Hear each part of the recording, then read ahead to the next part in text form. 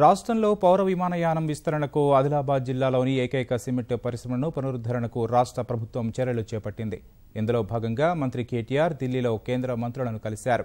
కేంద్ర జౌళి శాఖ మంత్రి స్మృతి ఇరానీతోనూ భేటీ అయిన కేటీఆర్ మెగా టెక్స్టైల్ పార్కుకు సహకరించామని కోరారు. రాష్ట్రంలో పౌర విమానయానం విస్తరణకు ముందడుగు పడింది. ప్రాంతీయ అనుసంధానతలో భాగంగా కేంద్ర పౌర విమానయాన శాఖతో రాష్ట్ర ప్రభుత్వం ఒప్పందం కుదుర్చుకుంది.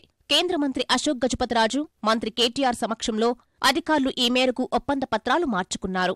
రాష్ట్రానికి చేయూతనిచ్చేలా జరిగిన ఒప్పందం పట్ల ఇరువురు మంత్రులు హర్షం ప్రకటించారు. కొత్తగూడెం విమానాశ్రయానికి సాంకేతికపరమైన అనుమతులు ఇచ్చినందుకు కేంద్ర మంత్రికి కేటీఆర్ కృతజ్ఞతలు తెలిపారు. బేగంపేట విమానాశ్రయంలో స్కిల్ డెవలప్మెంట్ అకాడమీ స్థాపించేందుకు 4 హ్యాంగర్స్ ను లీజుకి ఇవ్వాలన్న విజ్ఞప్తికి సానుకూలంగా స్పందించారని కేటీఆర్ తెలిపారు. నిర్వహణ వ్యయానికి తోడ్పాటు అందించే చోట ప్రాంతీయ అనుసంధానానికి ప్రాధాన్యతనివ్వాలనేది కేంద్ర ప్రభుత్వం నిర్ణయమని అశోక్ గజపతిరాజు వెల్లడించారు. ఒక డిమాండ్ డ్రివెన్ స్కీమ్ కూడా ఏందైతే నాన్ పర్ఫార్మింగ్ అసెట్ మన దేశానికి మంచిది కాదు.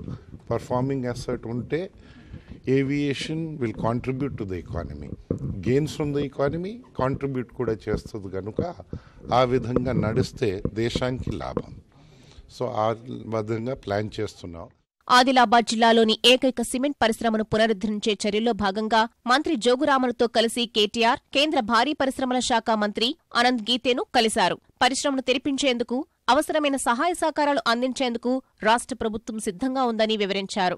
సిమెంట్ పరిశ్రమలు తెరిస్తే వందలాది మంది కార్మికులకు మేలు జరుగుతుందని మంత్రి కేటీఆర్ అనంత్ గీతే దృష్టికి తెచ్చారు. రాష్ట్ర ప్రభుత్వం కూడా ఒక కొత్త పరిశ్రమ కనుక స్థాపించినట్టయితే ఏ రకమైన ప్రోత్సాహకాలు ఇస్తా ఉందో ఈ ప్లాంట్ తెరిపించే క్రమంలో ఆ ప్రోత్సాహకాలన్నీ కూడా సీసీఐకి కూడా అందజేస్తామని చెప్పి కూడా వారికి తెలియజేయడం జరిగింది.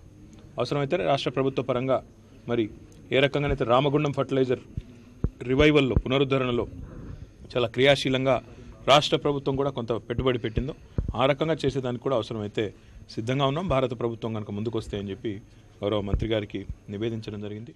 కేంద్ర జౌళి శాఖ మంత్రి స్మృతి ఇరానీతోనూ సమావేశమైన మంత్రి KTR Warangal mega textile park సహకారం అందించాలని కోరారు. తెలంగాణ రాష్ట్రంలో ఒక టెక్స్టైల్ ఇన్వెస్టర్ సమ్మిట్ ఏర్పాటు చేయాలనుకుంటున్నాము. దానికి వారి మద్దతు కావాలని అడిగాము. వారు మద్దతు ఇవ్వడమే కాకుండా నేనే స్వయంగా వస్తాను. మార్చిలో మరి సదస్సును ఒక డేట్ మంచి అనుకూలంగా ఉండే డేట్ తీసి పెట్టాలని చెప్పారు. అదే రకంగా వరంగల్లో నెలకొల్పబోతున్న టెక్స్టైల్ పార్క్ సంబంధించి మరి కేంద్ర ప్రభుత్వ మద్దతు, ముఖ్యంగా అందులో ఎఫ్లూయెంట్ ట్రీట్మెంట్ ప్లాంట్ ఏదైతే పెట్టాలనుకుంటున్నామో దానికి సంబంధించి, అదే రకంగా మౌలిక వసతులకు సంబంధించి వారు మద్దతు ఇవ్వాలని చెప్పి కోరడం జరిగింది. వారు దానికి కూడా సమ్మతించారు. మరి సిరిసిల్లాకు సంబంధించి కూడా ఒక మెగా పవర్లూమ్ క్లస్టర్ని మరి రాబోయే బడ్జెట్లో ప్రతిపాదించాలని చెప్పి వారిని కోరడం జరిగింది. మరి వారు ఆర్థిక శాఖకు నివేదిస్తామని చెప్పి కూడా చెప్పారు. తర్వాత ఆర్థిక శాఖ మంత్రి గారిని కూడా కలిసి ఈ విషయంలో మళ్ళీ ఒకసారి వచ్చే అవసరమైతే వారిని కూడా కలిసి ఈ విషయంలో ప్రత్యేకంగా విజ్ఞప్తి చేస్తారు. ఢిల్లీ పర్యటనలో కేంద్ర ఆర్థిక శాఖ కార్యదర్శి అశోక్ లావాసాతో పాటు నీతి ఆయోగ్ సీఈఓ అమితాబ్ కాంత్తోనూ భేటీ అయిన మంత్రి రాష్ట్రానికి సంబంధించిన ప్రతిపాదనలపై సహకారం అందించాల్సిందిగా కోరారు.